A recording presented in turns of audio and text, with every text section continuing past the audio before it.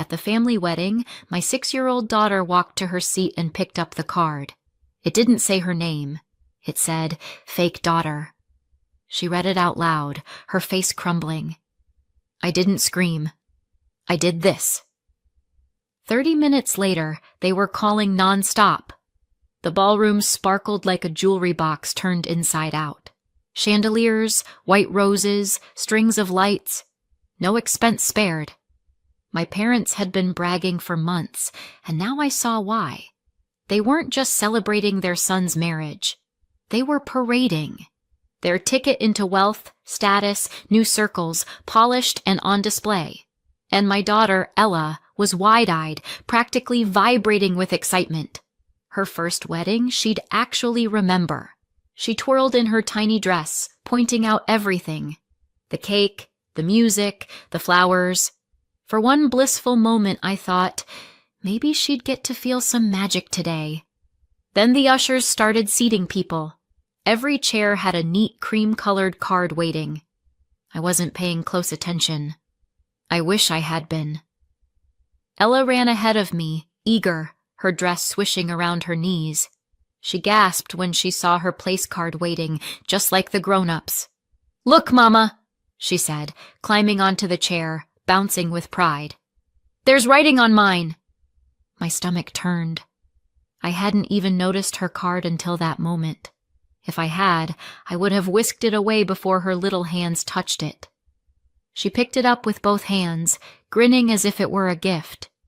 She held it high, then squinted, her lips moving slowly. She was still new to reading. Not quick, not fluent, but determined. She sounded it out, loud enough that people around us began to glance over. "Fake daughter." The words fell heavy in the air. She read them clearly, carefully, proud of herself for managing the letters, before the meaning reached her. Her grin wavered. Confusion spread first, then realization, and then her face collapsed.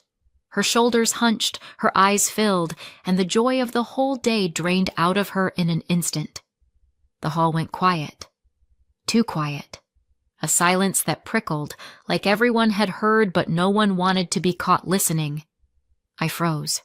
"Oh, for heaven's sake!" my mother said, with a laugh sharp enough to cut glass. "We didn't think she could read yet."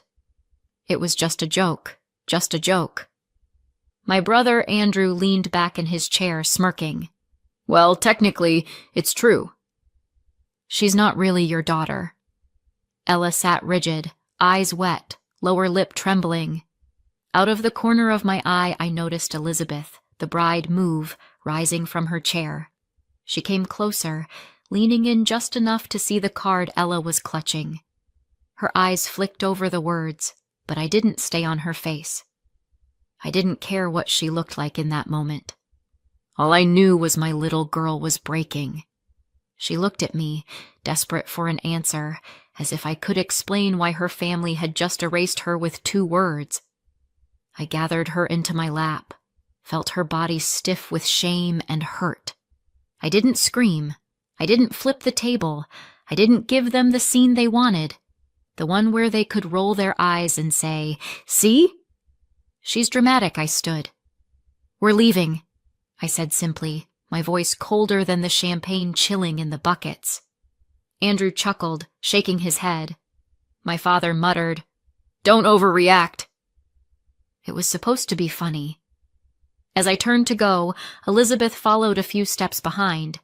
She caught up only when we were near the doors, her voice low, almost a whisper no one else could hear. "I didn't know," she said quickly. I didn't slow my stride.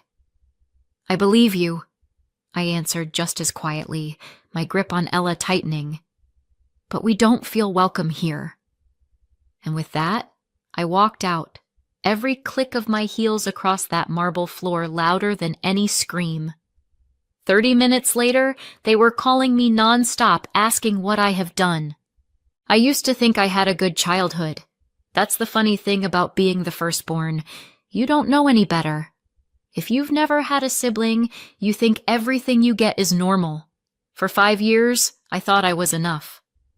Then Andrew was born. At first, everyone told me I was jealous. They said it like it was a diagnosis. Of course she's acting out. She's not used to sharing attention, but I wasn't acting out. I was watching. I watched my dad, who never had time to play with me because he was always busy, suddenly find endless hours to play catch with his son. I watched my mom glow with excitement over every silly noise Andrew made, in a way she never had with me. I didn't know what was wrong with me back then. Now I do. I was the wrong gender.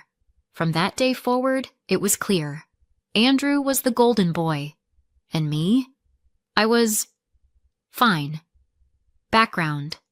Useful when they needed me, but never dazzling, never celebrated. By the time I was in college, I'd learned that being fine didn't get you much. So I picked up babysitting jobs to make some extra money. That's how I met Michael. He was in his late 20s, already a single father. His little girl was barely out of diapers. The mother was gone. Drugs, court, custody stripped. He was working long hours, trying to hold things together. It wasn't supposed to be anything more than a job. A paycheck for me, a break for him. But life doesn't follow the plan. I started to care about the child first. She would cling to me when I arrived, babble stories only I seemed to understand. One night she woke screaming, and I was the one who calmed her, not Michael. Something shifted after that. And then, slowly, I realized I cared about Michael too. Not because it was some sweeping romance. Because he was steady. Because he showed up. Because he treated me like I was someone, not just background. When it turned into love, it shocked me as much as anyone. So when I told Mom and Dad, I expected at least a little support. Instead, Mom's mouth curled like I'd dragged mud across her carpet. Dad didn't even hesitate. He's older. He's damaged. You're raising someone else's child. I laughed nervously, waiting for the punchline, but it never came. They didn't whisper their disgust. They said it to my face. It wasn't just Ella they couldn't accept. It was the fact that my choice didn't shine on them. No status boost, no new story to brag about. To them, love wasn't enough. Appearances always came first. For a while, I didn't care. I was happy. I had Ella, I had Michael, and I thought I'd finally built my own family. When we got married, I thought maybe they'd show up. They didn't. Not only did they skip the wedding, they didn't give a cent. I told myself, fine, they'll come around later, but later never came. And then one rainy night, the phone rang and everything ended. Car accident. Instant. Gone. I barely remember the days that followed. What I do remember is Ella. She crawled into my lap that night and wrapped her arms around my neck like she was afraid I'd vanish too. "When's Daddy coming home?" she whispered. I couldn't answer. I just held her tighter. For weeks, she woke up crying in the dark. I climbed into bed beside her, rubbed her back until she drifted off. Some nights I didn't sleep at all. That's what grief looks like in a child. Not black clothes and funerals, just the same question, over and over. When's he coming back? And the only answer I had was silence. Naively, I thought maybe this was the moment Mom and Dad would finally soften. I asked them if they could spend more time with Ella. She needed family, I said. She needed stability. Dad didn't even lower his newspaper. "She's not really your daughter, Judy." "When are you giving her back?" I blinked, sure I'd misheard. "Give her back?" "To who?" "Her mother," Mom said coolly. "She's still out there somewhere, isn't she?" I stared at them, stunned. They knew the whole story. The drugs, the court case, the custody loss. They'd known for years. "She's 6, I whispered. "She's just lost her father." "How can you even say that?" Mom sighed, like I was the one being unreasonable. "You can't keep living in this fantasy. She's not your child. That was the night another crack split wide open, but I still made excuses for them. Maybe they didn't understand. Maybe they were scared for me. Maybe one day they'd see Ella the way I did. Then Andrew got engaged. If they'd ever looked happy with me, it was nothing compared to the way they beamed when Andrew announced it.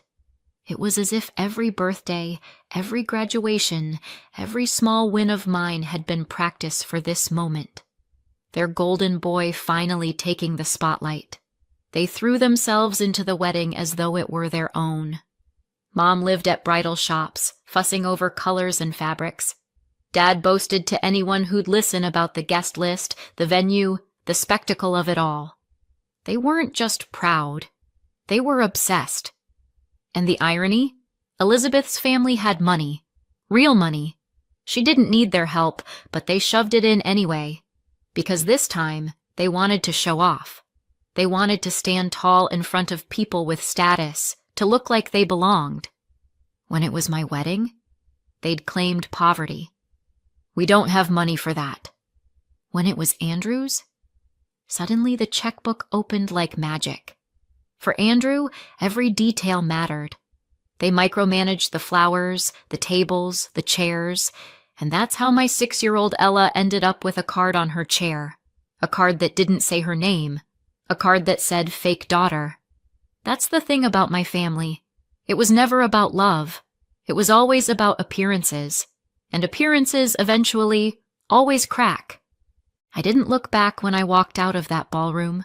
The sound of my heels on marble was louder than any scream I could have given them, and in some ways, louder than Ella's silence in my arms. She didn't cry on the way out. That scared me more than if she had.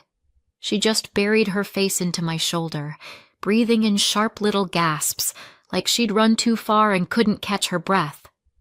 I promised her ice cream, not because ice cream fixes anything, but because sometimes sugar and sprinkles are the only weapons you've got against cruelty. The cafe was bright and noisy, the kind of place where kids smeared chocolate on their cheeks and parents pretended it didn't matter. I thought maybe it would be enough to distract her. It wasn't. She sat with her sundae in front of her, untouched, her little hands folded in her lap. 6 years old and sitting like she was at a funeral. Then she looked up at me with eyes too big for her face. "You're not really my mama, are you?" The words landed like a blade.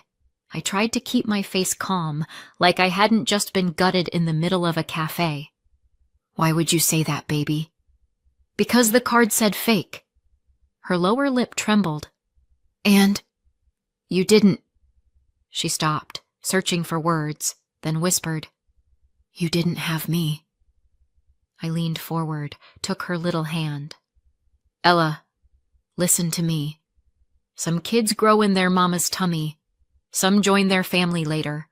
Some are adopted. Families can start in all sorts of ways. But you know what really makes a mama?" She blinked up at me, eyes wet. "Love," I said, my voice steady. "Love makes a mama. And I love you more than anything in this world. You are my daughter, in every way that matters. Always," she sniffled. "They said, are you gonna give me back?" I almost choked on air. "Give you back?" "Never. Not in a million years. You are mine, and I am yours. Nobody, not even them, gets to take that away." Her lip wobbled, then she climbed across the bench and launched herself into my lap, knocking the spoon onto the floor. She buried her face in my neck, whispering, "Promise? Promise," I murmured into her hair. "Forever." For 5 whole minutes it was quiet, just me and her and the mess of melted ice cream we weren't touching. For 5 whole minutes I thought maybe the world could pause. Then my phone started buzzing. One call, then another, then another. I slid it out of my bag, glanced at the screen. Mom. Decline. It rang again. Dad. Decline. Again. Andrew. Decline. I put it face down on the table. It buzzed anyway, rattling against the cheap plastic surface. Other parents looked over. I smiled tight at them, the kind of smile that says mind your business without having to use words. Then Ella finally lifted her spoon and slurped at her ice cream, trying to pretend she hadn't noticed the tension. I forced a smile. Sprinkles are the best part, aren't they? She nodded. For a moment, it looked like maybe the day could still be salvaged. But I could feel her little body leaning against mine, like she knew the storm wasn't over. That night, after Ella was finally asleep, I turned the phone back on. The screen lit up like a Christmas tree. 57 missed calls. 32 unread messages. I scrolled through them, my heart pounding harder with every one. What did you do? Pick up now. Stop hiding. You ruined everything. My stomach dropped. I hadn't said a word to anyone, unless you counted the 2 quiet sentences to Elizabeth. The phone buzzed again in my hand. Mom. I almost let it go to voicemail. Almost. Then I swiped. What the hell did you do? She shouted before I could speak. Hello to you too, I said dryly. Don't play games with me, Judy. What did you tell her? Tell who what? The bride. Elizabeth. We saw you talking to her. My mind reeled back to that brief whisper at the door. I didn't know. I believe you. That was it. That was all. I didn't tell her anything, I said slowly. Don't lie to me. She left. She walked out of her own reception. Do you have any idea what you've done to this family? I went silent, stunned. She left? Yes, she left! Mom's voice was shrill, panicked. And Andrew is beside himself. Do you understand? His wife walked out and it's on you. All on you. The line crackled with her breathing. My own heart pounded so hard I thought she might hear it. I wanted to argue, to explain, to scream, but the words stuck in my throat. Because if Elizabeth had really left, nothing I said would matter. My family had already decided whose fault it was. Mine. Always mine. Andrew showed up the next morning, pounding on my front door like he was auditioning for a SWAT team. I opened it because, frankly, I was afraid the hinges would give way if I didn't. He didn't even say hello. His face was red, blotchy, his tie still hanging loose like he'd slept in it. What did you tell her? Good morning to you too, I said flatly. He pushed inside, pacing like a caged animal. Elizabeth. She left. She's talking about annulment. She says she can't live with lies. You ruined everything. I stared at him. Andrew, I said nothing. Literally nothing. Ask her yourself. I saw you talking to her. He snapped. At the door. Don't you dare lie to me. I said 3 words to her. I believe you. That's it. If your marriage can't survive 3 words, maybe it was built on sand. His mouth worked like he wanted to shout, but nothing came out. Finally, he slammed his fist against the wall. Fix it. I'm not a plumber, I said dryly. Your marriage is your mess, not mine. He cursed, stormed out, the door rattling in its frame.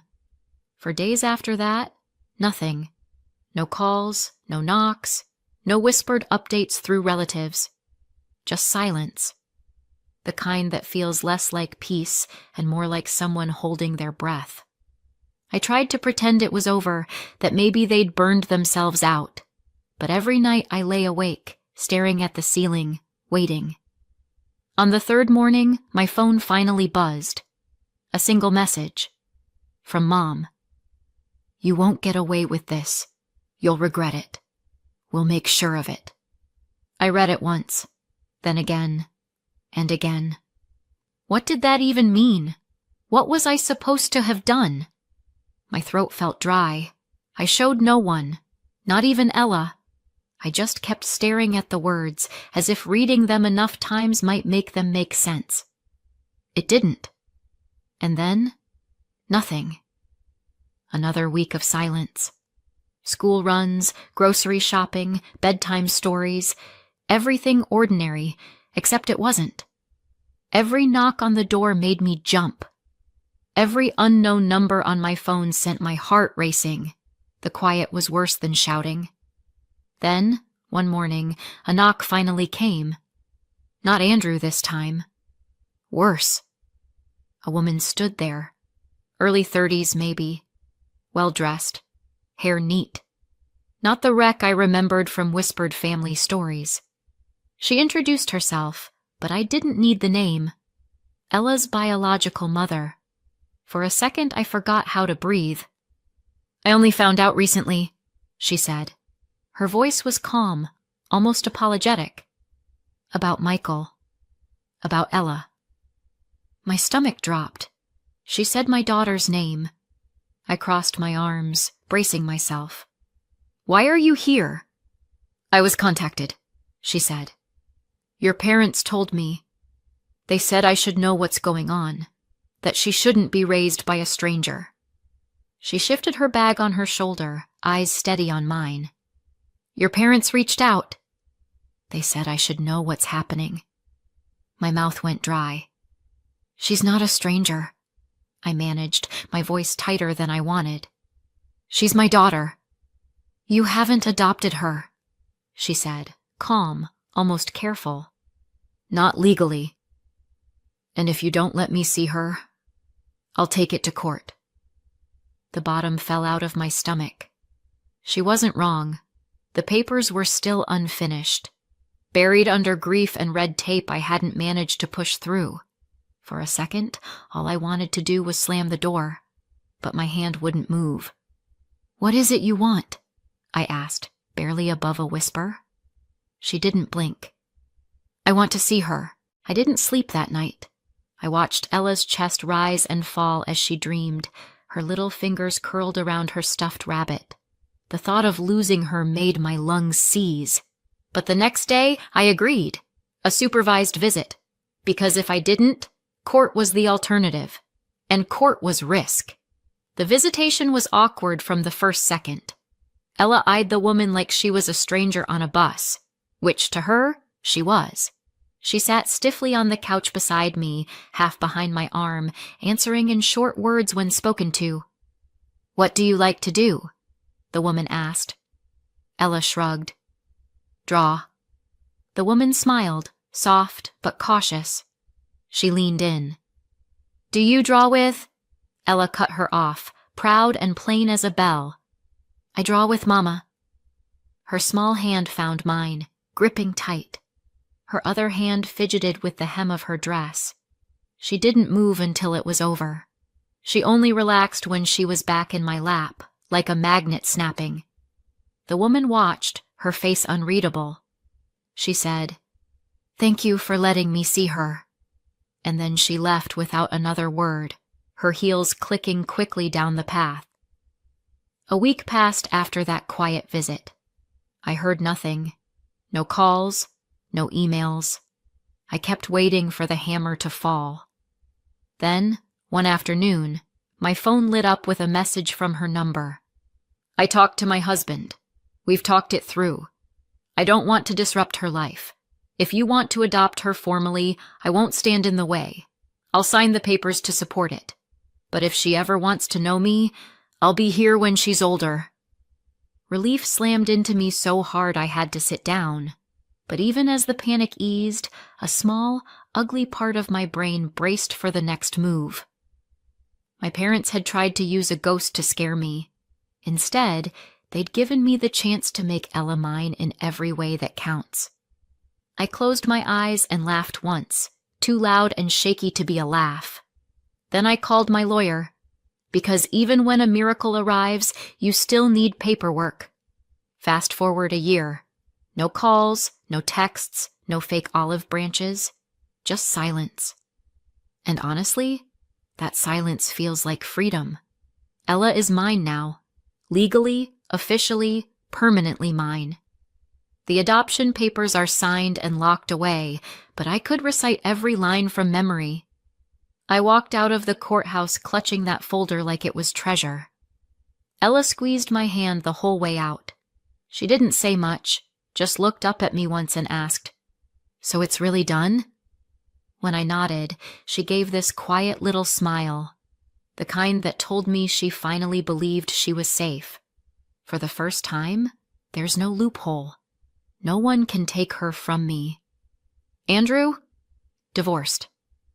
Elizabeth left him, and I heard exactly why from relatives. She saw how he smirked when Ella was humiliated and realized that was who he really was. That was her red flag. Better to walk now than waste years. He didn't get a cent in the split. Not one. All he got was a reputation in tatters and an empty bank account. And my parents? You won't believe this. After Elizabeth left, they actually asked her family to pay them back for what they'd spent on the wedding. Who even does that? We paid for the flowers and the chairs and the reception. You can afford to reimburse us. As if that's how weddings work. As if volunteering money makes you creditors. Elizabeth's answer? A flat no. You wanted to show off. That's on you. And just like that, all that cash was gone, along with the country club invitations and the new friends they'd been bragging about. Their grand investment bought them nothing but humiliation. They tried to destroy me. Instead, they destroyed themselves. And the only thing they gave me was the push to make Ella mine forever. So tell me, would you have cut them off for good, like I did? Or left the door cracked, hoping they'd change? Let me know in the comments and subscribe for more.